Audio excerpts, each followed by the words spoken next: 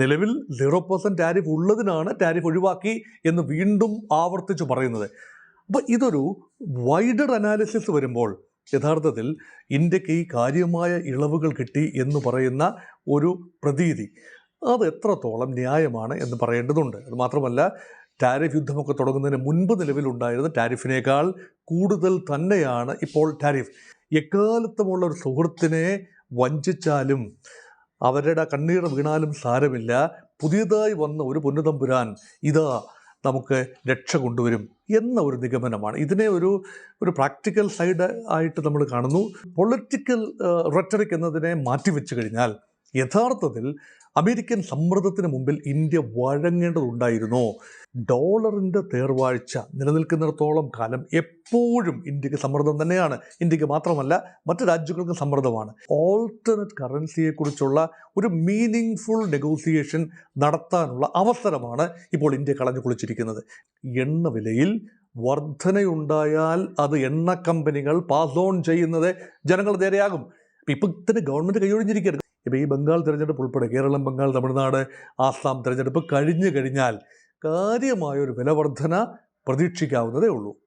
ഇന്ത്യ-US വ്യാപാര കരാറുമായി ബന്ധപ്പെട്ട കാര്യങ്ങളാണ് ചർച്ച ചെയ്യുന്നത്. എന്നോടൊപ്പം അന്താരാഷ്ട്ര വിദഗ്ധൻ ഡോക്ടർ മോഹൻ വർഗീസ് ഉണ്ട്. ഡോക്ടർ മോഹൻ വർഗീസ്, ഇന്ത്യയും US-ഉം തമ്മിൽ ധാരണയായ ഉഭയകക്ഷി വ്യാപാര കരാർ ആർക്കാണ് വാസ്തവത്തിൽ നേട്ടം? ഇന്ത്യക്കാണോ US-നാണോ? ന്യായമായ ചോദ്യമാണ്. ഒരു കരാർ കൊണ്ട് രണ്ട് കൂട്ടർക്കും തുല്യമായ നേട്ടമാണ് ഉണ്ടാകേണ്ടത്, വിൻ സിറ്റുവേഷൻ. പക്ഷേ ഇവിടെ ഉയരുന്ന വ്യാപകമായ ഒരു ചോദ്യം, ഈ കരാർ കൊണ്ട് അമേരിക്ക ഏറെ നേട്ടമുണ്ടാക്കി, ഇന്ത്യയെ സംബന്ധിച്ചിടത്തോളം നേട്ടം കേവലം കാൽപ്പനികം മാത്രം. ഇത് ശരിയാണോ എന്നതാണ് പരിശോധിക്കേണ്ടത്.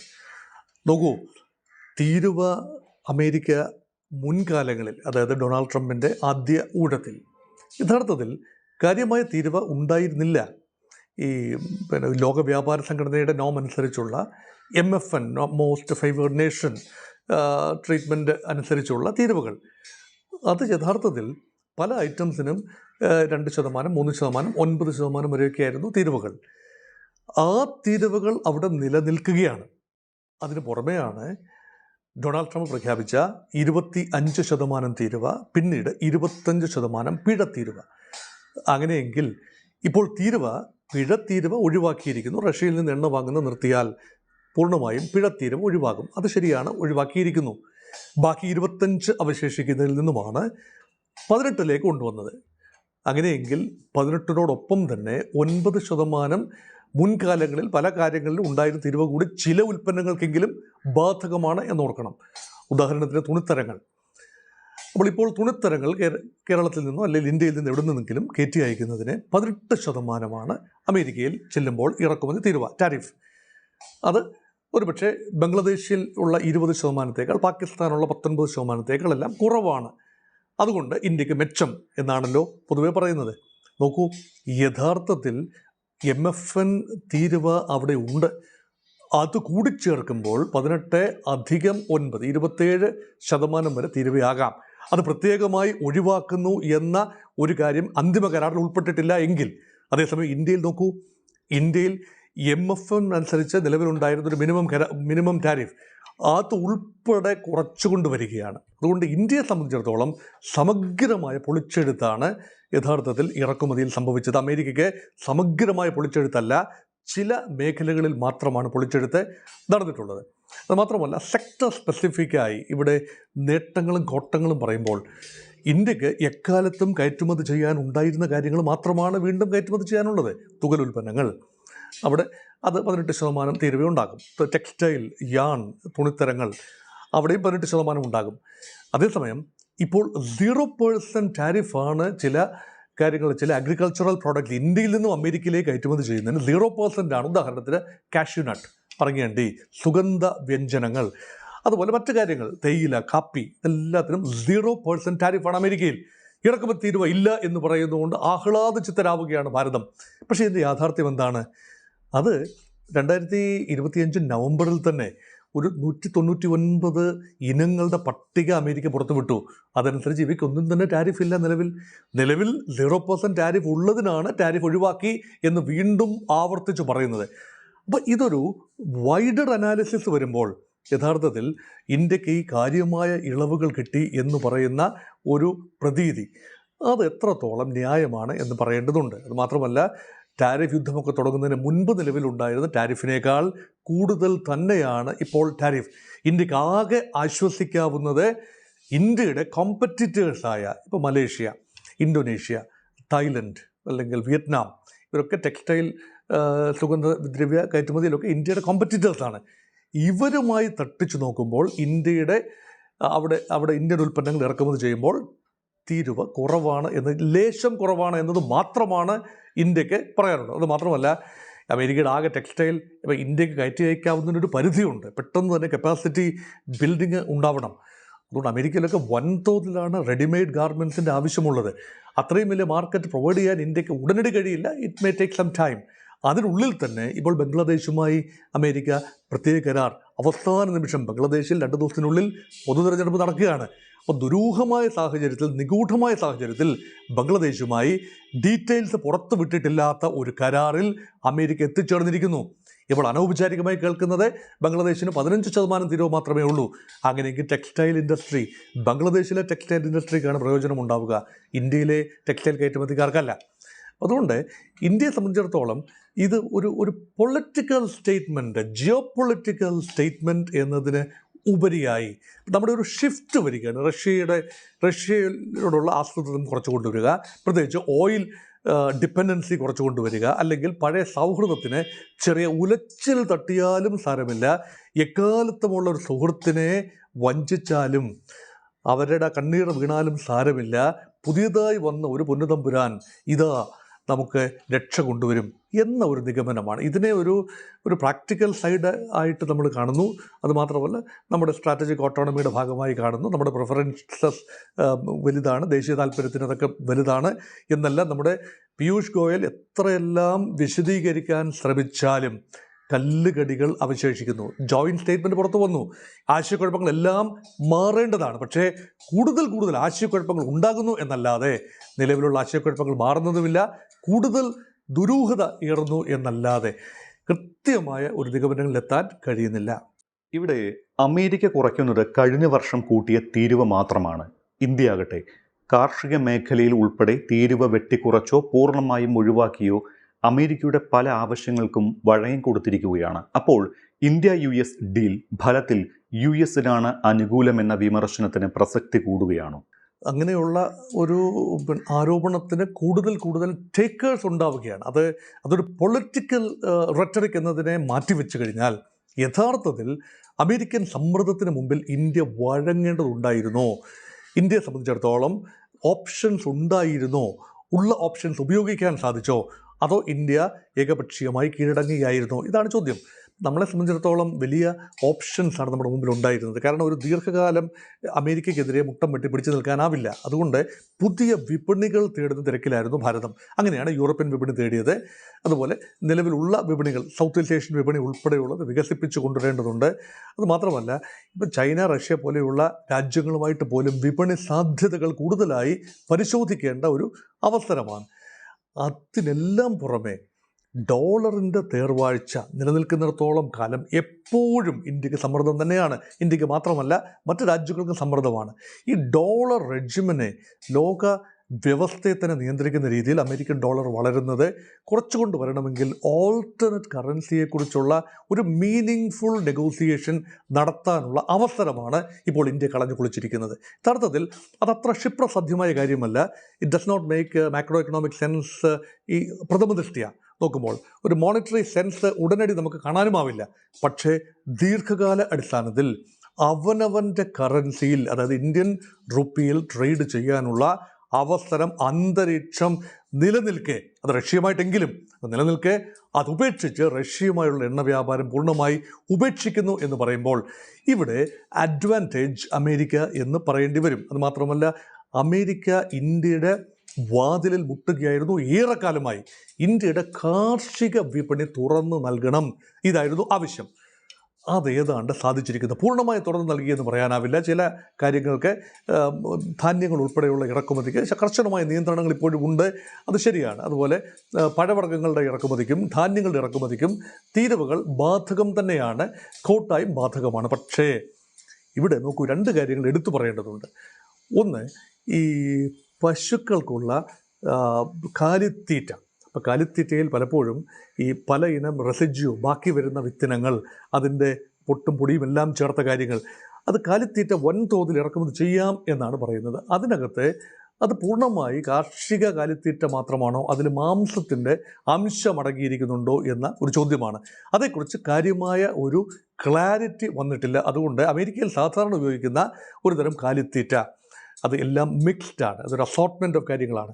അത് ഒരുപക്ഷെ വരാനുള്ള സാധ്യതയാണ്. അത് വലിയ വിപണിയാണ്. ഇന്ത്യ ഒരു ക്ഷീര കർഷകർക്ക് അത് വലിയ ആവശ്യവുമാണ്. രണ്ട്, അമേരിക്കൻ പശുക്കൾ, അമേരിക്കൻ ഫാംസ് ഉൽപ്പാദിപ്പിക്കുന്ന പാല്, തൈര്, എണ്ണ, വെണ്ണ മുതലായ കാര്യങ്ങൾ, ഇതെല്ലാം ഇന്ത്യയിലേക്ക് ഇറക്കുമതി ചെയ്യും. മൂല്യവർദ്ധന വരുത്തിയ ഉൽപ്പന്നങ്ങൾ എന്ന രൂപത്തിൽ മാത്രം ഇറക്കുമതി ചെയ്യുമ്പോൾ, മൂല്യവർദ്ധന വരുത്താത്ത നേരിട്ട് ഇറക്കുമതി ചെയ്യാൻ ലിമിറ്റേഷൻസ് ഉണ്ട്. ഇറക്കുമതി ചെയ്യുമ്പോൾ അവിടെ ഈ കർഷകരെ സംബന്ധിച്ചിടത്തോളം ലേബിൾ ചെയ്യേണ്ടതുണ്ട്. ഈ പശുക്കൾ അല്ലെങ്കിൽ എരുമ പൂർണ്ണമായും സസ്യാഹാരം മാത്രമാണ് കഴിച്ചിരുന്നത് എന്ന് സർട്ടിഫൈ ചെയ്യാനുള്ള ചുമതലയുണ്ട്. കാരണം ഇന്ത്യക്ക് ഒരു സാംസ്കാരികമായ ഒരു പൈതൃകം കൂടി ഉണ്ടല്ലോ. അപ്പോൾ ആ ഒരു കാര്യം സർട്ടിഫൈ ചെയ്യുന്നതിൽ നിന്നും അമേരിക്കൻ ഫാം ലോബി ട്രംപിനെ സമ്മർദ്ദപ്പെടുത്തി അതൊഴിവാക്കി. അതുകൊണ്ട് യഥേഷ്ടം ഇങ്ങനെയുള്ളൊരു കാര്യങ്ങൾ കൊണ്ടുവരാം. അതുകൊണ്ട് നാളിതുവരെ ലഭിക്കാതിരുന്ന ഇന്ത്യൻ കാർഷിക വിപണി യഥാർത്ഥത്തിൽ ലഭിക്കുകയാണ്. അത് മാത്രമല്ല, ജനിതക വ്യതിയാനം വരുത്തിയ വിത്തനങ്ങൾ ഒരു ഇൻഡയറക്റ്റ് രൂപത്തിൽ ഇന്ത്യയിൽ എത്താനുള്ള സാധ്യതയും കൂടുതലാണ്. അങ്ങനെ നോക്കുമ്പോൾ ഇന്ത്യയിൽ വൻപൻ ഇറക്കുമതിയാണ്. ഇപ്പം കൂടുതൽ ഏറ്റവും അധികം പ്രതീക്ഷിക്കപ്പെടുന്നത് എണ്ണ തന്നെയാണ്. റഷ്യ, ഇപ്പം നമുക്കറിയാമല്ലോ, ഒരു 36-37% വരെ ഇന്ത്യയുടെ ഊർജ്ജാവശ്യത്വം റഷ്യയിൽ നിന്നുള്ള ഇറക്കുമതിയാണ് ഈ അടുത്ത കാലത്ത് നിർവഹിച്ചിരുന്നത്. കഴിഞ്ഞ വർഷം ശരാശരി എടുക്കുമ്പോൾ അത് നേരെ തിരിഞ്ഞ് അമേരിക്കയിൽ നിന്നാകും. 36 അല്ല 50% കൊണ്ടുവന്നെങ്കിൽ മാത്രമേ ഒരുപക്ഷെ ഈ പറയുന്ന $500 ബില്യൺ എത്തൂ. ഓരോ വർഷവും $100 ബില്യൺ അമേരിക്കൻ കയറ്റുമതി ഇന്ത്യയിലേക്ക് ഉണ്ടാകുമെങ്കിൽ അതിന് നല്ലൊരു പങ്ക് ഊർജ്ജ ഉപാധികളാവും. അതായത് നാച്ചുറൽ ഗ്യാസും ഓയിൽ, ക്രൂഡ് ഓയിലും ഒക്കെ ആവും. അത് ഒഴിവാക്കാൻ ഇന്ത്യക്ക് ആവുന്നില്ല എന്ന് പറയുന്നതാണ് ഇവിടെ ഖേദകരമായ കാര്യം. അതുകൊണ്ട് തീർച്ചയായും ഇന്ത്യക്ക് അമേരിക്കയിലേക്ക് കയറ്റുമതി വൻതോതിൽ വർദ്ധിപ്പിക്കണമെങ്കിൽ പുതിയ പുതിയ പ്രോഡക്റ്റ്സ് കണ്ടെത്തേണ്ടി വരും. പക്ഷേ അമേരിക്കയ്ക്ക് ഒരിക്കലും ഇല്ലാതിരുന്ന എണ്ണ ഇറക്കുമതി ചെയ്യാൻ കഴിയുന്നു. F-35 വിമാനങ്ങൾ ഒരുപക്ഷെ ഇന്ത്യയെ കൊണ്ട് വാങ്ങിപ്പിക്കാൻ കഴിയും. വൻപൻ വിപണിയാണ്. ഇപ്പോൾ ഇന്ത്യ വാങ്ങുന്ന വിമാനങ്ങൾ മിഗ് റഷ്യയിൽ നിന്ന് വാങ്ങുന്നു. സുഖോയ് MKI-30 റഷ്യയിൽ നിന്ന് വാങ്ങുന്നു. അതുപോലെ പിന്നെ മിറാഷ് വിമാനം ഫ്രാൻസിൽ നിന്ന് വാങ്ങിയിരുന്നു. ഇപ്പോൾ ഫ്രാൻസിൽ നിന്ന് വാങ്ങുന്ന റഫാൽ വിമാനങ്ങൾ ഇന്ത്യയുടെ വ്യോമസേനയ്ക്ക് കരുത്തു പകരുന്നു. ഇനിയിപ്പോൾ F-35 സ്റ്റെൽത്ത് ബോംബേഴ്സ് അമേരിക്കയിൽ നിന്നും വാങ്ങാനുള്ള ഒരു വൻപൻ പദ്ധതിയുമായി അമേരിക്ക ഒരുപക്ഷെ വന്നേക്കാം. കാരണം ഈ $100 ബില്യൺ തേക്കണമെങ്കിൽ വിമാന ഇറക്കുമതി ഉൾപ്പെടെ ഉണ്ടാകണം, ഫൈറ്റർ പ്ലെയിൻസ് ഉൾപ്പെടെ. അപ്പോൾ ഇന്ത്യയുടെ ഈ പ്രതിരോധ സേനയുടെ ഘടന തന്നെ, രൂപം തന്നെ മാറുന്ന രീതിയിൽ കാര്യങ്ങൾ പോവുകയാണോ? പരമ്പരാഗതമായ റഷ്യൻ ബന്ധത്തെ ഉലച്ചുകൊണ്ടാവണമോ ഇതെല്ലാം ചെയ്യേണ്ടത്? അതുകൊണ്ട് ലാഭനഷ്ടങ്ങളുടെ കണക്കെടുക്കുമ്പോൾ തൽക്കാലത്തേക്ക് ഇന്ത്യ ഇതാ വിപണി പിടിക്കുന്നു, അമേരിക്കൻ വിപണി പിടിക്കുന്നു, ഇന്ത്യയുടെ കർഷകർക്ക് നല്ല കാലം വരുന്നു, ഇന്ത്യ ഒരു കയറ്റുമതി രാജ്യമായി മാറുന്നു, ഇന്ത്യൻ ഇക്കോണമി വളരാൻ പോകുന്നു, വികസിത ഭാരതത്തിന് ഇത് ആവശ്യമാണ് ഒക്കെ പറയുന്നു. ശരിയാവാം, ദീർഘകാലാടിസ്ഥാനത്തിൽ നല്ലതാണ് അമേരിക്കൻ വിപണി നഷ്ടപ്പെടാതെ നോക്കുന്നത് നന്ന്. പക്ഷേ അതിനൊരു വലിയ വില കൊടുക്കേണ്ടി വരുമെന്നതിൻ്റെ ഏർലി സൂചനകൾ തന്നെയാണ് ഇപ്പോൾ നമുക്ക് ലഭിക്കുന്നത്. ഒരുപക്ഷെ റഷ്യൻ എണ്ണ വേണ്ട എന്ന് വെച്ചാൽ ഇന്ത്യയുടെ മൊത്തം ക്രൂഡ് ഓയിൽ ഇറക്കുമതി ചെലവിൽ പ്രതിവർഷം 900 മുതൽ 1200 കോടി ഡോളറിന്റെ വരെ വർധനയുണ്ടാകും. ഏകദേശം 1 ലക്ഷം കോടി രൂപ വരെ. ഈ ബാധ്യത ഇന്ത്യയിലെ എണ്ണ വിതരണ കമ്പനികൾ ഉപഭോക്താക്കളിലേക്ക് അടിച്ചേൽപ്പിച്ചാൽ പെട്രോൾ ഡീസൽ വിലയിൽ 7 രൂപ വരെ വർദ്ധിച്ചേക്കാമെന്നാണ് ചില മാധ്യമങ്ങൾ റിപ്പോർട്ട് ചെയ്യുന്നത്. അപ്പോൾ ഇന്ത്യക്ക് ട്രംപിന്റെ ഇരട്ട ഷോക്കാണോ ഈ ഒരു കരാർ? ഈ ഇന്ത്യയിൽ നിലവിലുണ്ടായിരുന്ന അഡ്മിനിസ്ട്രേറ്റീവ് പ്രൈസിംഗ് സിസ്റ്റം അത് മാറി ഇപ്പോൾ വിപണി അധിഷ്ഠിത വിലയാണ് ബാധകമാകുന്നത്. ആ വിപണി അധിഷ്ഠിത വില പിടിച്ചു നിർത്താൻ കഴിഞ്ഞത് 2-3 കാരണങ്ങളാലാണ്. ഉക്രൈൻ റഷ്യ യുദ്ധം അതിൻ്റെ മൂർധന്യത്തിലെത്തിയപ്പോൾ റഷ്യക്ക് നേരെ വൻപൻ ഉപരോധമാണ് വന്നത്. അപ്പോൾ റഷ്യക്ക് എണ്ണ പൊതുവിപണിയിൽ വിൽക്കാനാവാതെയായി. പ്രത്യേകിച്ച് യൂറോപ്യൻ രാജ്യങ്ങൾ വൻതോതിലുള്ള എണ്ണ വാങ്ങൽ, റഷ്യയിൽ നിന്നുള്ള എണ്ണ വാങ്ങൽ നിർത്തിവെച്ചു. അപ്പോൾ റഷ്യക്ക് ആകെപ്പാടെ വിൽക്കാനാവുന്ന ചൈനയ്ക്കാണ്, ഇറാന് വിൽക്കാനാവില്ല, കാരണം ഇറാൻ എണ്ണയുണ്ട്. അപ്പോൾ പിന്നെ റഷ്യൻ ഓയിലിൻ്റെ രണ്ടാമത്തെ വലിയ ഡെസ്റ്റിനേഷനായി ഇന്ത്യ മാറുകയാണ്. അപ്പോൾ അക്രോസ് ദ അറ്റ്ലാന്റിക് റഷ്യക്ക് എണ്ണ കൊണ്ടുപോകാൻ സാധിക്കുന്നില്ല, അതുപോലെ ഈ പസഫിക് മേഖലയിലേക്ക് പോകാൻ സാധിക്കുന്നില്ല. അപ്പോൾ പിന്നെ ഇന്ത്യൻ ഓഷ്യൻ മേഖലയിലേക്ക് എണ്ണ, അത് ചൈനയിലേക്കും ഇന്ത്യയിലേക്കും ഒക്കെ എണ്ണ കൊണ്ടുവരിക എന്നതാണ് റഷ്യയുടെ ഒരു പോളിസി. അത് ഇപ്പോൾ ഘടനാപരമായി അമേരിക്ക പൂർണ്ണമായി തടയുന്നു. കാരണം ഉക്രൈൻ യുദ്ധം അമേരിക്ക ആഗ്രഹിക്കുന്ന രീതിയിൽ പിടിച്ചു കെട്ടാൻ ഡൊണാൾഡ് ട്രംപിന് കഴിഞ്ഞില്ല. അതുകൊണ്ട് റഷ്യക്കുള്ളൊരു പണിഷ്മെൻറ്റ് എന്ന നിലയിൽ റഷ്യയുമായി വ്യാപാരം ചെയ്യുന്ന എല്ലാ രാജ്യങ്ങൾക്കും, ഇന്ത്യ ഉൾപ്പെടെ റഷ്യയുമായി എണ്ണക്കച്ചവടം നടത്തുന്ന എല്ലാ രാജ്യങ്ങൾക്കും കടുത്ത ടാരിഫ്. അതിന് ഇന്ത്യ വഴങ്ങി എന്നതുകൊണ്ടാണല്ലോ ഇന്ത്യ റഷ്യയിൽ നിന്നുള്ള എണ്ണ വാങ്ങൽ ഇപ്പോൾ ഘട്ടം ഘട്ടമായി കുറച്ചു കൊണ്ടുവരുന്നത്. ഒരു ജൂൺ 2025 ഇതിൻ്റെ പീക്ക് ടൈം. റഷ്യയിൽ നിന്ന് പരമാവധി എണ്ണ ഇറക്കുമതി ചെയ്ത സമയം. അന്ന് നമ്മുടെ ഊർജ്ജ ആവശ്യത്തിൻ്റെ ഏതാണ്ട് 38% എണ്ണ റഷ്യയിൽ നിന്ന് ഇറക്കുമതി ചെയ്തു. ഡിസംബർ 2025 ആയപ്പോൾ ട്രംപിൻ്റെ വിരട്ടിൽ ഏശയത് കൊണ്ടാവാം അത് 25% കുറയുകയാണ്. ഇപ്പോഴിതാ ഫെബ്രുവരിയിൽ എത്തി നിൽക്കുമ്പോൾ അത് അതിനേക്കാൾ കുറഞ്ഞിരിക്കുന്നു. ലേറ്റസ്റ്റ് ഫിഗേഴ്സ് അവൈലബിൾ അല്ല. പക്ഷേ ഫെബ്രുവരി മാർച്ച് മാസങ്ങളിൽ റഷ്യയിൽ നിന്നും എണ്ണ വാങ്ങൽ പുതിയ കരാറുകൾ ഉണ്ടാവില്ല. അങ്ങനെയാകുമ്പോൾ ഏപ്രിൽ ആയിക്കഴിഞ്ഞാൽ നിലവിലുള്ള കരാറുകൾ അനുസരിച്ചുള്ള എണ്ണ വന്നുകൊണ്ടിരിക്കും. അത് ഫെബ്രുവരി മാസത്തിലും മാർച്ച് മാസത്തിലും ലേശം ഏപ്രിലും വന്നേക്കാം. പുതിയ കരാറുകൾ ഉണ്ടാവില്ല.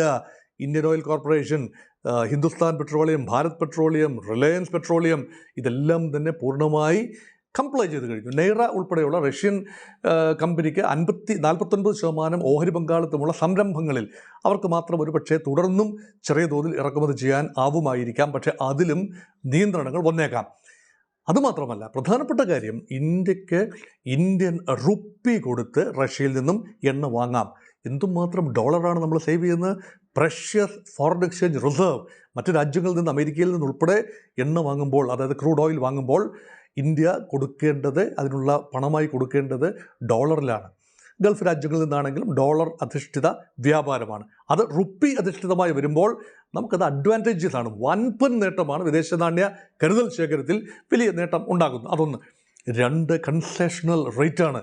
റഷ്യ ഒരു കാലത്ത് ആദ്യം ഈ ഓയിൽ വിപണി കത്തി നിന്ന സമയത്ത്, അന്താരാഷ്ട്ര വിപണിയിൽ തീവിലയുണ്ടായിരുന്ന സമയത്ത് 20% ലോക വിപണിയിൽ ലഭ്യമാകുന്ന ക്രൂഡ് ഓയിൽ വിലയുടെ 20%, ഒരു ബാരൽ എന്ന് പറയുന്നത് ഏതാണ്ട് 159 ലിറ്ററാണ്. 20% കുറവാണ്. വിലയിൽ 20% കുറവിലാണ് ഇന്ത്യക്ക് നൽകിയിരുന്നത്. അത് ഘട്ടം ഘട്ടമായി കുറച്ചു കൊണ്ടുവന്ന് ഇപ്പം 3-4% വ്യത്യാസം മാത്രമേ ഉള്ളൂ. എണ്ണവില പിടിച്ചു നിർത്താൻ കഴിഞ്ഞത് റഷ്യൻ എണ്ണ ഇന്ത്യയിൽ ഉൾപ്പെടെ വിൽപ്പനയ്ക്ക് ലഭ്യമായത് കൊണ്ടാണ്. ഇന്ത്യയിലും ചൈനയിലുമാണ് ഏറ്റവും കൂടുതൽ ആവശ്യം എണ്ണ. അതുകൊണ്ടാണ് ലോക വിപണിയിൽ ക്രൂഡ് ഓയിൽ വില കുതിച്ചുയരാതെ നിന്നത്. യുദ്ധകാർമികങ്ങൾക്കിടയിലും എണ്ണ വില പിടിച്ചു നിർത്താൻ കഴിഞ്ഞത് അതാണ്. റഷ്യൻ എണ്ണ ഇല്ലാതെ വരുമ്പോൾ തോന്നിയതുപോലെ എണ്ണ വില വർദ്ധിച്ചു കഴിഞ്ഞാൽ വലിയ പ്രശ്നമാണ്. അത് മാത്രമല്ല, ഒരു സ്റ്റെബിലിറ്റി ഇല്ലാതെ പോവുകയാണ്. കാരണം എപ്പോഴും ഒരു ബാലൻസിങ് ഫാക്ടർ ആവശ്യമാണ്. ആ ബാലൻസാണ് ഇവിടെ നഷ്ടമാകുന്നത്. അമേരിക്ക ഓയിൽ പ്രൊഡ്യൂസിങ് രാജ്യമാണ്. ഷെയിൽ എന്ന അവരുടെ ഓയിലുണ്ട്, അല്ലാതെ ക്രൂഡ് ഓയിൽ നിക്ഷേപമുണ്ട്. റഷ്യ പ്രൊഡ്യൂസ് ചെയ്യുന്ന ഓയിലുമായിട്ട് സ്വല്പം വ്യത്യാസമുള്ള ഓയിലാണ് വെനിസ്വേലയിൽ ഉൾപ്പെടെയുള്ള ഓയിലുകൾ. അത് കുറച്ചുകൂടെ ഒരു കുറച്ചുകൂടെ ആ ഓയിൽ കട്ടി കൂടുതലാണെന്ന് പറയുന്നത്. അത് ഒരു പക്ഷേ റിഫൈൻ ചെയ്യാൻ ബുദ്ധിമുട്ടുള്ള ഓയിലാണ്. ജാംനഗറിൽ ഉൾപ്പെടെ നമ്മുടെ എണ്ണ ശുദ്ധീകരണശാലകൾ അതിന് സജ്ജമാണ് എന്ന് പറയപ്പെടുന്നു. പക്ഷേ മിക്ക എണ്ണ ശുദ്ധീകരണശാലകളും മറ്റ് അറബി രാജ്യങ്ങളിൽ നിന്നുള്ള കുറച്ചുകൂടെ നേർമയുള്ള ഓയിൽ ശുചീകരിക്കുന്നതിനുള്ള, ക്രൂഡ് ഓയിൽ സമ്പുഷ്ടമാക്കാനുള്ള സംവിധാനങ്ങളാണുള്ളത്. റഷ്യൻ ഓയിൽ സമ്പുഷ്ടമാക്കുന്നതിനല്ലെ ശുദ്ധീകരിക്കുന്നതിനുള്ള സംവിധാനങ്ങളുമുണ്ട്. അതുകൊണ്ട് പുതിയ സംവിധാനങ്ങൾ ഇന്ത്യ ഒരുപക്ഷെ തേടേണ്ടി വരും. അമേരിക്ക റൂട്ട് ചെയ്യുന്നത് വെനിസ്വേലയിലൂടെ ആണെങ്കിൽ. അതുകൊണ്ട് എങ്ങനെ വന്നാലും എണ്ണ വിലയിൽ വർധനയുണ്ടായാൽ അത് എണ്ണ കമ്പനികൾ പാസ് ഓൺ ചെയ്യുന്നത് ജനങ്ങൾ നേരെയാകും. ഇപ്പം തന്നെ ഗവൺമെൻറ് കൈയൊഴിഞ്ഞിരിക്കുകയാണ്. ഗവൺമെൻറ് തീർത്തു പറയുന്നില്ല, ഞങ്ങൾ റഷ്യൻ എണ്ണ വാങ്ങില്ല എന്ന് തീർത്തു പറയുന്നില്ല. ഇന്ത്യയുടെ പെട്രോളിയം മന്ത്രി പറയുന്നില്ല, ഇന്ത്യയുടെ വാണിജ്യ മന്ത്രി പറയുന്നില്ല. പക്ഷേ ഇത് സാധിക്കില്ല എന്ന് നമുക്കറിയാം. കാരണം ആക്ച്വലി അത് നിർത്തിവെച്ചിരിക്കുകയാണ്. ഇനി ഉണ്ടാവില്ല. അപ്പം അങ്ങനെ വരുമ്പോൾ തീർച്ചയായും അമേരിക്കയിൽ നിന്നും മാർക്കറ്റ് വിപണി വിലയ്ക്ക് നമ്മൾ എണ്ണ വാങ്ങേണ്ടി വരും, ക്രൂഡ് ഓയിൽ വാങ്ങേണ്ടി വരും. അതിവിടെ എത്താൻ കൂടുതൽ ലോജിസ്റ്റിക്കൽ ചിലവുണ്ട്. ഇൻഷുറൻസ് കോസ്റ്റ് വളരെ കൂടുതലാണ്, ദൂരം കൂടുതലാണ്, ഇത്രയും ദൂരം കടന്നു വരേണ്ടതാണ്. ഇതെല്ലാം തീർച്ചയായും ക്രൂഡ് ഓയിൽ വിലയിൽ അത് പ്രതിഫലിക്കും. അങ്ങനെയാണെങ്കിൽ ഗവൺമെൻറ് പറയുന്നു ഞങ്ങളല്ല തീരുമാനിക്കുന്ന, ഓയിൽ കമ്പനികളാണ് തീരുമാനിക്കുന്ന വില. അങ്ങനെയെങ്കിൽ ഓയിൽ കമ്പനികൾ വില കൂട്ടും. ഇപ്പോൾ ഈ ബംഗാൾ തിരഞ്ഞെടുപ്പ് ഉൾപ്പെടെ കേരളം, ബംഗാൾ, തമിഴ്നാട്, ആസാം തിരഞ്ഞെടുപ്പ് കഴിഞ്ഞു കഴിഞ്ഞാൽ കാര്യമായൊരു വില വർധന പ്രതീക്ഷിക്കാവുന്നതേ ഉള്ളൂ.